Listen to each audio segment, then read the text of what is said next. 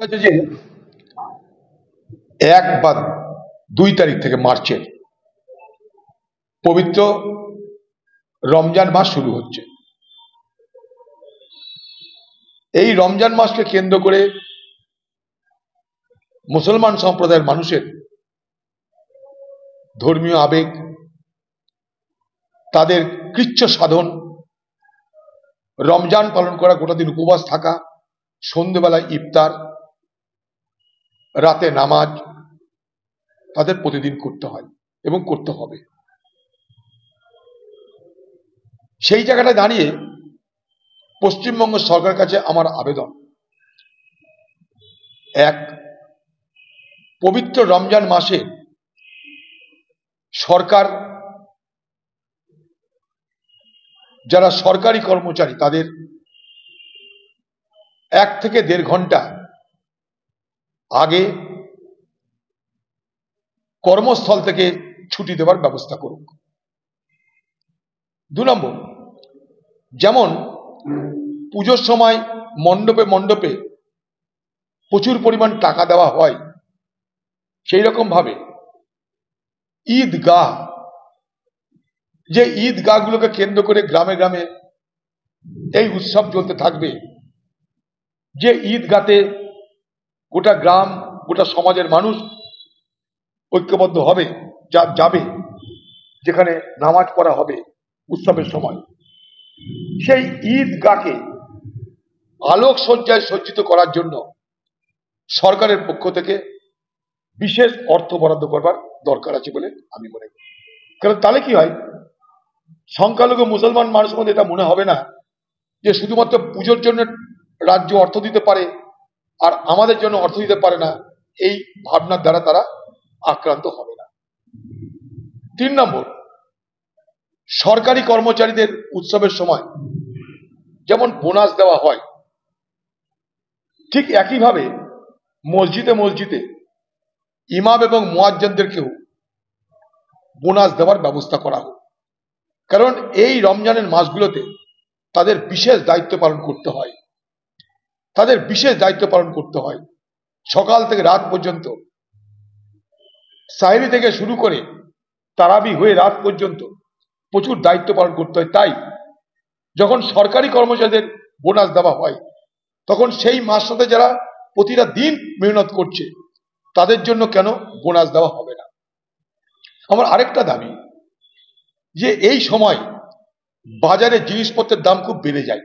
আপনারা জানেন, ইফতার করতে মুসলমান সমাজের মানুষ ড্রাই ফ্রুট অর্থাৎ শুকনো খাবার, ফল মূল, এগুলো তারা বেশি করে গ্রহণ করে থাকে। ঠিক সেই সময়তেই বাজারে কিন্তু অগ্নিমূল্য হতে আরম্ভ করে সমস্ত ফলের দাম, সমস্ত জিনিসের দাম। এখন থেকে দেখবেন বাজারে ফল বা ফল জাতীয় শুকনো ফল বা তাজা ফল যাই দেখুন না কেন, তার কিন্তু দর দিনের পর দিন বাড়তে আরম্ভ করে গেছে। সরকারকে বলবো, আজকে সংখ্যালঘু মুসলমান সম্প্রদায়ের এই রমজানের কথা মাথায় রেখে যেন বাজারে ফলমূলের দাম অগ্নিমূল্য না হয়, ফলের দাম, শুকনো ফলের দাম যেন অগ্নিমূল্য না হয়, সরকারের সেই ব্যাপারে বিশেষ নজর দেওয়া দরকার বলে আমি মনে করি। পাশাপাশি সাধারণ মানুষ যারা, সংখ্যালঘু মানুষ, সাধারণ মানুষ যারা, তারা যেহেতু এই সমস্ত খাবার সেই সময় গ্রহণ করে থাকে, তাই রেশনে অন্তত সুজি, শুকনো খাবার, শুকনো ফল যদি রাজ্য সরকার দেওয়ার ব্যবস্থা করে, তাহলে নিশ্চয়ই তাদের জন্য একটা বড় কাজ হবে। আমার এই কতগুলো দাবি থাকলো, কারণ আমরা সবাই বলি ধর্ম যার যার, উৎসব সবার। সেই উৎসবে, সেই ইফতারে আমরা অংশগ্রহণ করি, আমরা কখনো ইফতারিতে দাওয়াত দিই। এই সময়টা মুসলমান সমাজের কৃচ্ছ সাধনের সময়। মুসলমান ধর্মে বলা আছে, ইসলামে, আরকান আল দিন, অর্থাৎ সেই আরকান আল দিন যে 5টা স্তম্ভ, সেই 5টা স্তম্ভের একটা হচ্ছে উপবাস। সেই উপবাস এই সময় করা হয়, 1 মাস ধরে উপবাস চলবে। তাই সেই মুসলিম সমাজের মানুষের এই রমজান মাসে যেন কোনো সমস্যা না হয়, তার জন্য সরকার বিশেষভাবে দৃষ্টি দিক, এটা আমার দাবি। আরেকটা কথা, এই সময়টাই প্রচুর জলের প্রয়োজন হয়। কারণ জানেন যে সারাদিন পর মুসলমান সমাজ যখন রোজা ভাঙে, ইফতার হয়, নামাজ শুরু হয়, গোটা দিনের প্রচুর পরিমাণ জল তাদের প্রয়োজন হয়। তাই 24 ঘন্টা জল সরবরাহ, পাশাপাশি আপনাদের আরেকটা কথা বলি, মনে করুন সকালবেলায় রোজা শুরু করার সময় সেহারি খাওয়া হয়, সেই সেহারি সূর্য ওঠার আগে থেকেই দিতে হয় একটা সময়। সেই বাড়ির মেয়েরা রান্না শুরু করে রাত্রি 1টা, রাত্রি 1:30টা থেকে। সেই জন্যে আমার দাবি যেন 24 ঘন্টা বিদ্যুৎ সরবরাহ অক্ষুণ্ণ থাকে। 24 ঘন্টা বিদ্যুৎ সরবরাহ এবং 24 ঘন্টা জল সরবরাহ গোটা মাসে যেন অক্ষুণ্ণ থাকে, সেই ব্যাপারটাই সরকারকে বিশেষভাবে আমি দৃষ্টি দিতে দাবি করছি। ছটা দাবি করেন, যার থেকে সবথেকে গুরুত্বপূর্ণ হচ্ছে দ্রব্যমূল্য বৃদ্ধি এবং ফলের বাজারে এটা একটা গুরুত্বপূর্ণ। তো আপনি যখন 5 থেকে 6 ব্যবহার বলছেন, সেটা কি প্রশাসনের কাছে লিখিতভাবে? আমি আপনাদের মাধ্যমে বলা মানে তো এটাই একটা এক ধরনের লিখিত, এরপর ব্ল্যাক অ্যান্ড হোয়াইট দেবো। আমি কেন্দ্রের কাছেও দাবি করবো একটা জিনিস, সেটা যে ঈদের দিন বাইরে থেকে যখন মানুষ আসবে তখন যাতে কোনো ট্রেনের কোনো অসুবিধা না হয়, ট্রেন ব্যবস্থা যেন পর্যাপ্ত থাকে, তার জন্য আমি দাবি করব। দেখাও করবো, সুযোগ পেলে দিল্লিতে গিয়ে আমি দেখাও করব। কারণ রমজানের সময়, বকরিদের সময় মুর্শিদাবাদ, মালদা, দিনাজপুর সংখ্যালঘু অধ্যুষিত জেলাগুলোতে লক্ষ লক্ষ মানুষ আসতে আরম্ভ করে, তাদের জন্য পর্যাপ্ত ট্রেন থাকে না।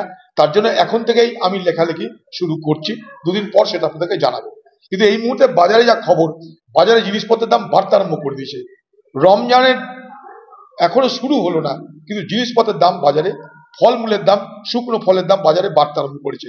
এখানে সরকার যদি হস্তক্ষেপ না করে, তাহলে মুসলমান সমাজের মধ্যে সবাই তো আর কোটিপতি নয়, যারা সাধারণ মুসলমান তাদের জন্য খুব বিপদ হবে।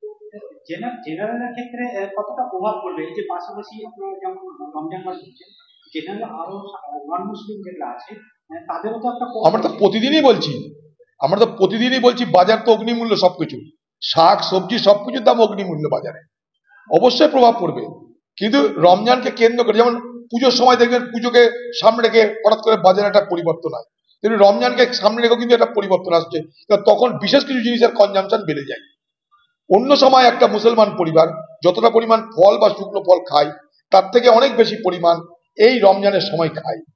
ফলে এই সময়টা যারা অসাধু ব্যবসায়ী তারা মুনাফা লোটার চেষ্টা করে। বাজারে সব জিনিসের দাম অগ্নিমূল্য, সবকিছু।